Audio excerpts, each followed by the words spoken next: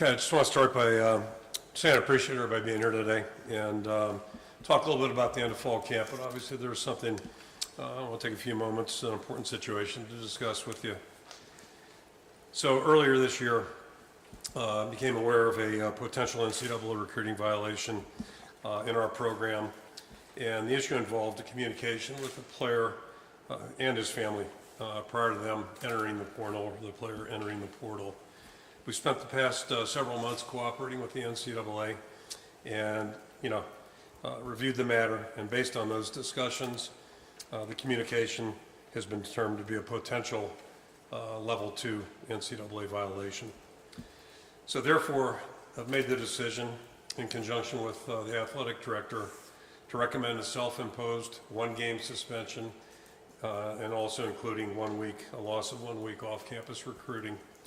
I will not be coaching in the season opening game next week against Illinois State, nor will Jon Budmayr, receiver coach Jon Budmayr, so we'll both serve that suspension.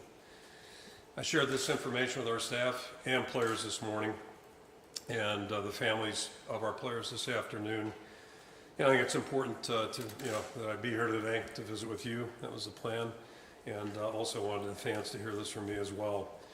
And just want to preface comments by saying because this process is ongoing, there's very little I can give in terms of detail, and we'll do our best there, but not much we can say. But the bottom line is this, I tell our players, we abide by the rules, and in this specific case, I did not do that. I made a mistake during the recruiting process. I want to apologize to our players, coaching staff, university leadership, and our incredible fans. 26 years as a head coach. This is the first potential level 2 violation that I've had, and it won't happen again. It's my plan to coach the team during the week, and as of midnight next Friday, I'll be removed for 24 hours, won't be in the stadium with them. And, so that's the plan. Seth Wallace will be the acting head coach during the day next week, Saturday, and I'm confident he and the entire staff will do a great job on that. Again, there aren't many details that we can really share, unfortunately, until this matter is closed. But I did feel it was important to stand up in front of all of you and acknowledge when I had done something wrong. Basically you face the repercussions, and then we'll move forward with our season, and that's our plan at this point. So that being said, I just want to take this opportunity to ask Beth to say a few words. Thanks, Coach. And as he mentioned, this is an open NCAA matter, and so the requirements there that we really aren't permitted to share a lot of detail. As was noted, we collaboratively made the decision to self-impose this 1-game suspension as a result of this recruiting violation. While we're certainly disappointed to be in this position, I really appreciate the way that Coach has handled this process. As we all know, the integrity in which he's shown and operated this program over the past 26 years is well understood. And I personally have gotten to see his character as we've worked together over the past year or so. In this situation, as he noted, he used poor judgment. And while I require and ask all of our staff and coaches to ensure that they're operating in a way that we're doing things the right way, we all make mistakes, right? And a part of that is that we handle it in a way that is going to be appropriate for how we represent the University of Iowa. Good leaders take ownership. They are accountable, they learn from their mistake, and they move forward. I appreciate and am grateful that Kirk, in this scenario and in a difficult situation, is modeling that for all of us that oftentimes make mistakes as we lead our teams. Looking forward to what I know is going to be an exciting season. I have complete confidence in Coach Ferentz, complete confidence in his staff, and certainly in his student athletes. Looking forward to cheering the team on in the home opener and throughout the remainder of the season. Okay, at this time, if you have a question for Coach or Beth, raise your hand. A microphone will be brought over to you. Please identify yourself and direct your question to either Beth or we'll start with Scott Doctorman. Hi, Scott Dockerman with The Athletic. This is actually for both Kirk and for Beth. My question is, how was the NCAA apprised of this matter? Was this something that you turned in? Was it something that they discovered? Or was there another school involved that actually turned you in? Yeah, again, and I apologize, there's little we can say, but in this case, we were notified of the violation by the NCAA. Thank you. Kirk, you used the term several months. Why did this come to a head, within the last 24 hours or whatever? Sure. I mean, there's a process that's involved, and from the time the NCAA contacted us, we've cooperated fully with them. There's a procedure, and it's not a fast-paced procedure. I'm not being judgmental. It just takes time. So as we move through it, again, I think we all shared information and talked and visited, and just seems like this is a smart approach to take based on the information we've learned and precedent's been set, those types of things. And our goal really is to control the timeline right now. The last thing I want this is to be something hanging over our heads for the next couple months. We just want to be proactive. Again, I acknowledge an error in judgment and take ownership for it and want to move forward. Chad Lice, the Code One Register for Kirk Ferentz. I guess just piecing together just this, I don't know if you want to call it like, bad luck or what between the gambling, the Cade and Proctor situation and this. I mean, I guess how would you kind of summarize just sort of like these things happening to you guys where I think the general consensus is out there in the world, like there's a lot of the same stuff going on, yet Iowa's kind of in the headlines here. Yeah, I'll say this. I think there's some unique circumstances surrounding this particular case, but the bottom line is it was impermissible contact. That's what the investigation's about, and the facts are the facts. And so there's a line, and I crossed that line. I made a bad error in judgment, and I'm just going to take ownership, and I'm not lumping it with anything else. This is something, and to me, this whole issue really is about a judgment or a decision that I made that's unfortunate, and we just want to address it, and then we want to move forward. Yep. Adam Jacoby, Hawkeye Beacon. This question is for Kirk. We've heard some players mention that they had been approached by schools even before or when they didn't even enter the portal. Does that sort of dynamic that's already in place in college football, Sure. does that sort of inform how you feel about this suspension? I mean, yes and no. I can just say that, the world we all live in, in college football, a lot of things are cloudy and things have changed. It's a very changing environment, and it is continually changing. But there's still a line, and it's no different than football. The goal line's a goal line, first down line's a first down line, and you either make a stop or you don't. It really, all the other stuff aside, it's really about a decision I made, and I regret that decision. And, so there are really no excuses, and that's my job. I'm the head coach. I take responsibility for that. Keith Murphy, WHO. Coach, were you aware at the time specifically what the rule was? Yeah, I don't want to get into too many details about an ongoing case, but like I said, I think there are some unique circumstances involved in this case, and I'm really not going to elaborate on that at this point. But as we stand here today, it really doesn't matter. I made a decision that, I think just needs to be addressed. Coach, forgive me, I know you can't elaborate too much, but what more can you tell us about the nature of the decision that you made? Was it contacting a player too early, just to clarify? Yeah, it was improper contact Right. before a player was in the portal. Okay. Yep, I can say that. Yep. I'm Baker, Hawkeye Report. Kirk, what you're going to be down, John, Phil's banged up. How's your staff approaching next week? Yeah, unfortunately, I thought I had a plan. The plan was not to make light of this, but the plan was to, notify the staff this morning. We had an early meeting scheduled and then visit with the team during practice or after practice. Or actually, it was in the team meeting this morning before practice. And everybody's responded really well. And the bottom line is, we've got a really strong program.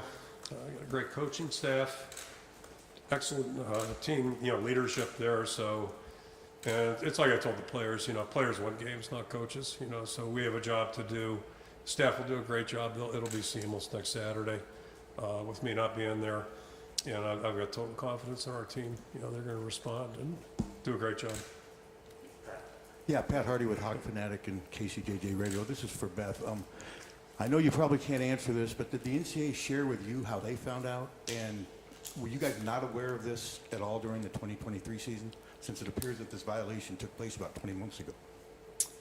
I'm not sure there's anything I can share on that in terms of the timing of it, but what I will say, and this is the normal course of how we operate, we have I think a really robust compliance program, and if we would have been aware, we would have self-reported that to the NCAA. For Beth, along those lines, John Steffi, Cedar Rapids Gazette. Along those lines, you also self-reported the violation involving Tyler Barnes with the impermissible contact. What's kind of your overall philosophy on self-reporting, and why do you think that this didn't come to light earlier? I think there's a lot of moving pieces. Every year, and I know you all see these reports, part of our self-governance process, part of the NCAA process, is that we continue to provide education across all gamut of rules, and that we self-enforce. It is, as you all already know, a really complex rule book. And so there are many times in which, for a variety of reasons, we may miss on that. And when we identify them, oftentimes that's coming directly from a coach who realizes that they're making a mistake. But in the best of times, when there's clarity, and I think we'd all agree there's not as much clarity in college athletics today as perhaps there has been in the past. Those rules are really difficult to follow. But I think generally the thing we continue to take to heart, I know Coach does as well, and the rest of our team and our staff, is that we are going to do our best to comply with all NCAA rules, all other policies we have at the university. And when we become aware that we've missed on one of those marks, we're going to learn from it, take responsibility, and move forward. Elliot Clough, Hawkeye Beacon. This is for Kirk. And for just clarity purposes, Kirk, was this maybe a misunderstanding of a rule, or just just happens to be a mistake, like you've mentioned? Yeah, I just again would phrase it. I think there's some unique circumstances surrounding this, but as we stand here today, it's a violation. So it is what it is, and we need to deal with it appropriately. We do live in a competitive environment. It's changing, but that still doesn't, it's not an excuse. There are no excuses for crossing the line.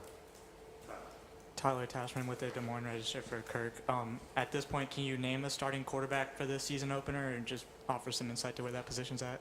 Yeah, we'll get to that point at some point, but I can just say, I think I can, and optimistic about the way the guys are performing right now. So we'll get to that in a second, though. Yeah.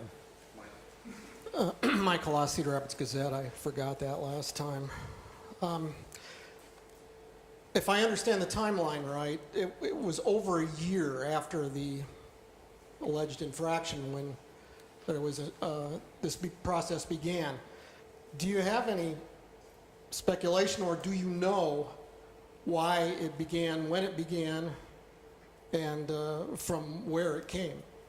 Yeah, I would be speculating. All I know is, when the NCAA reached out to us regarding this, we've been cooperating fully with them since that time, and that's how we got here today at this point. And again, just for clarity, this is self-imposed on our part, not something that they've ruled on yet. Scott Docterman with The Athletic. I wanted to ask about the student athlete in question here. Is the athlete eligible? Was he granted immunity by the NCAA in order to come clean, or what's the situation involving the athlete? I can answer knowing that he is eligible. I have no knowledge of him not being eligible at any point this season. So that's that. And really, I think the bigger issue, it's about who made the decision for the illegal contact, and that would be me. Coach Keith Murphy, WHO. How difficult is the thought of you missing your first game? Yeah, I've never been there before, so it's going to be something different and unique. I know some coaches missed during COVID. But yeah, this will be a first-time experience. I've been away from the team during game week. That was unusual. But I guess if there's a lesson learned, you know, going back 20-some years ago, our team just did a great job. Staff did a great job. Players did a great job. So, you know, it's hard to be away. Games are important. I always talk to our guys about, you know, you get 12 opportunities guaranteed, period. And we spend a lot of time working to have those 12 opportunities. So I'm you know, this is a very significant thing. It's not about me, but every game's significant. So it's going to be strange. It's going to be uncomfortable. But I have total confidence again in the people that I work with every day.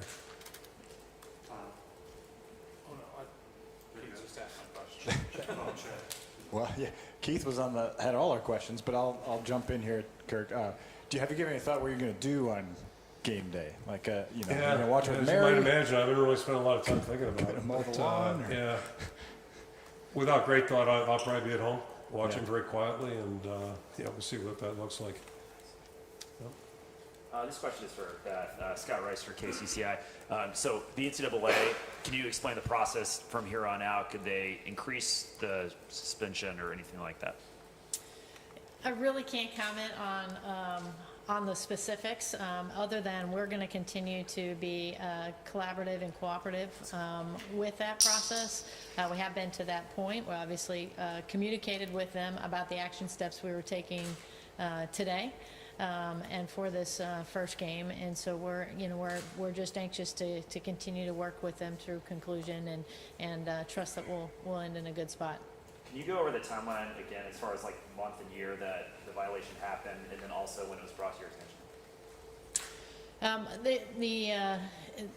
The improper contact outside of the transfer portal window, or the prospecting in the transfer portal, occurred in late 2022. And I don't know if I can speak specifically to when we would have been notified, but obviously been working with them, you know, for a period of months. Okay, that'll wrap up this portion of the press conference. Coach will come up and talk a little bit about wrapping up fall camp. Then we'll take questions about practice and the team moving forward. Come back to that. I'll start with Tyler's question, obviously. Yeah, I mean, as we stand here right now, Cade took snaps with the ones. We've been letting both guys get some work with the ones. And the good news, I think, is, and I'm happy to report this, you know, there's been ebb and flow throughout the entire camp. This is our 4th week. Probably predictable, although, you know, I wasn't sure what to expect totally, but I think I've commented about, you know, Cade's lack of playing time behind a full offense, you know, playing with 11 guys on the field. And then you think about Brendan coming in here, starting new in June, you know, so a lot to learn. And I guess so there's been some back and forth, some ups and downs, those types of things. But both guys this week have just looked more comfortable, and they've done a lot of good things. And so, you know, today's Thursday. You know, Cade's done a really nice job. I think he's had a really good week, and I think Brendan's done the same thing. So, coincidentally, ironically, however you want to look at it, I was looking at peeked at some tape from a year ago, summer. Don't ask me why. Last week, and it was right after Cade injured his quad in the preseason workout out there, and it was a pretty limited room at that point. So, I mean, the big takeaway is we're much healthier at that position in terms of game experience, depth, those types of things, and Marco's doing a good job too. So, just like what I see with the quarterback room, how it's shaping up right now. And yeah, if we were playing tomorrow, Cade would be 1, Brendan would be 2, Marco would be 3. Start with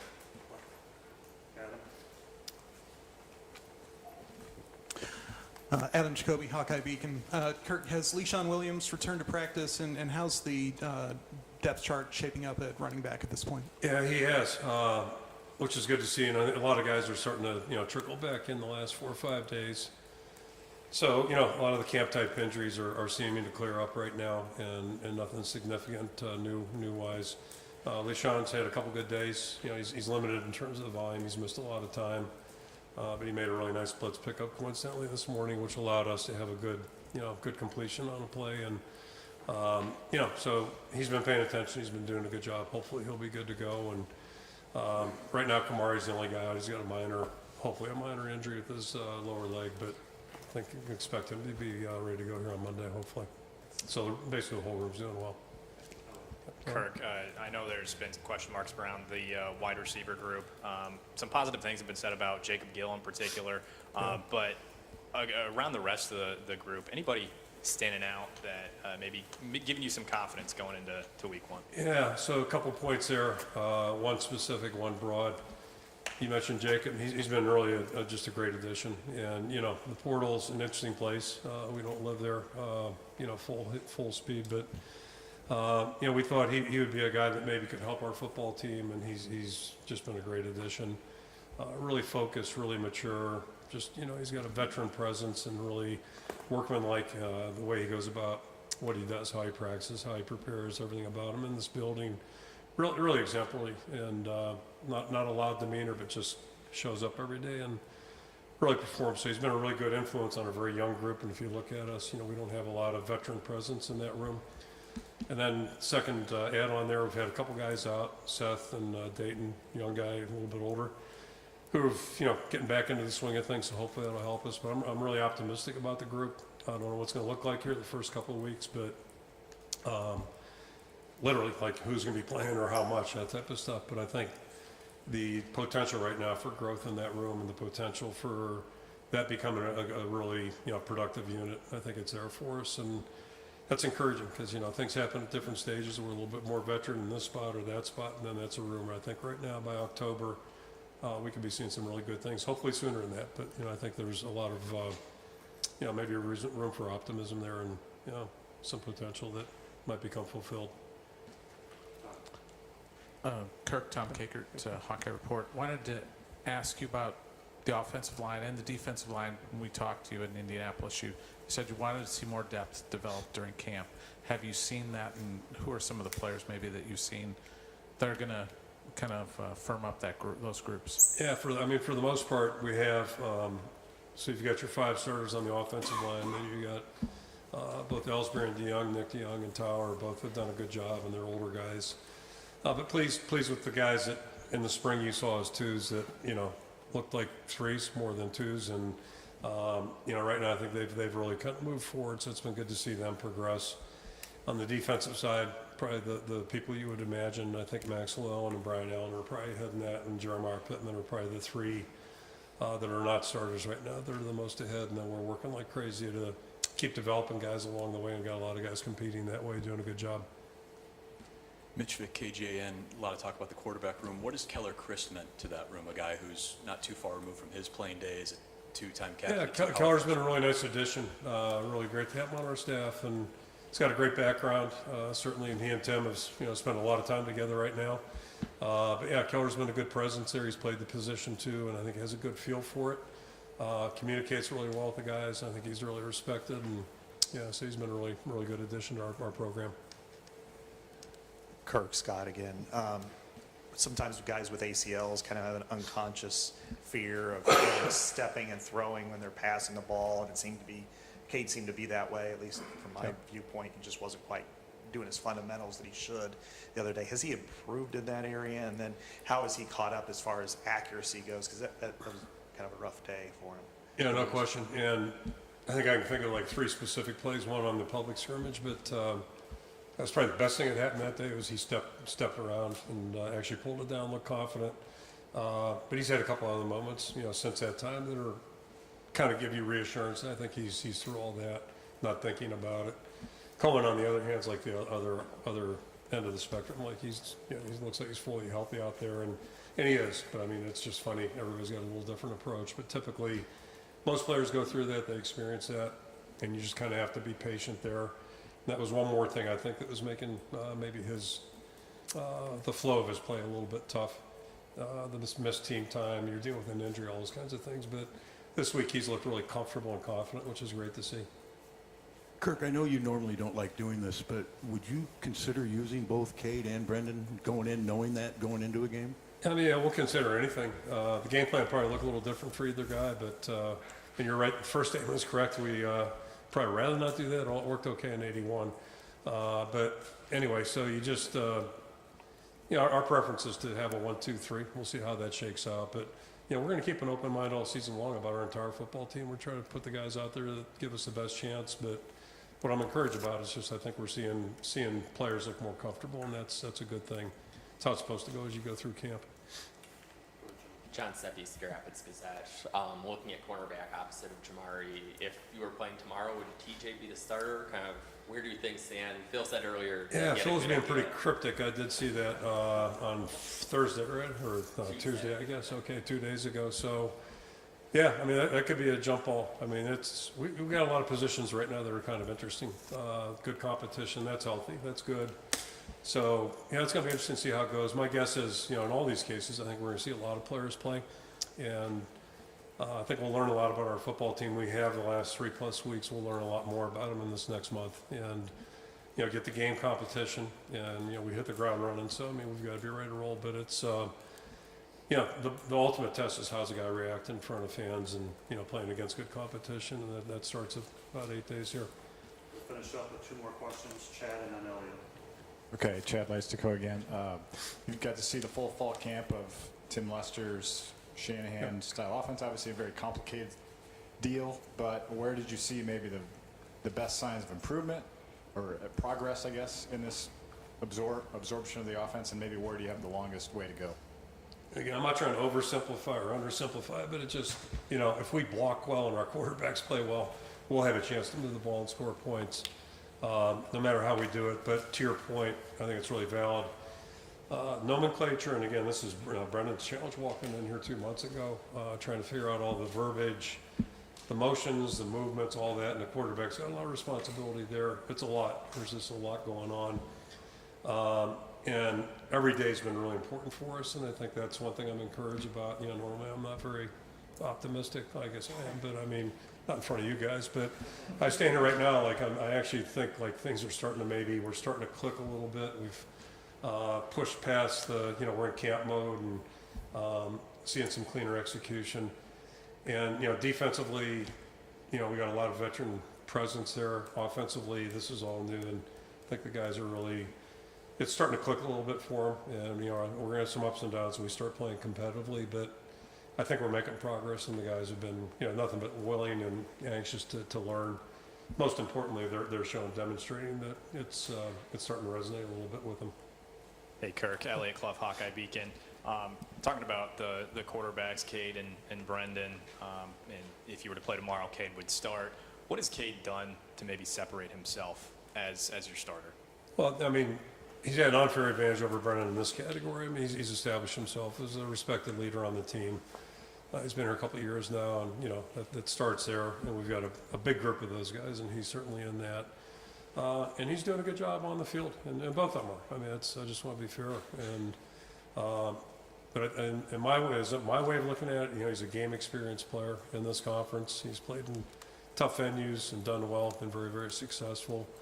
But I think it's been a long haul back, and basically he hasn't been healthy for 2 years. So it's just good to see him. The last couple of days he looked more relaxed. He wasn't pressing, trying to force things like that. And I'm no expert on quarterback play, but I know you can't do that stuff. And it's the first time I've seen him, standing around the field with him where he looked like he was more comfortable and just, maybe a little bit more, feeling better about his whole world, if you will. And it's easy to talk about it, but that's a hard position to play. That's one thing I do know. I'm a dumb line coach, but it's just the hardest position out there. Every snap, people's fates are, he's touching the ball every snap. So it's got a lot going on, and both guys are really doing a good job, as is Marco. Marco is totally invested, really doing a good job as well. Okay, thanks, Coach. Okay, Thanks, thank you. everybody. Thanks, sir. Thank you, guys. Don't forget to submit your player list for next week.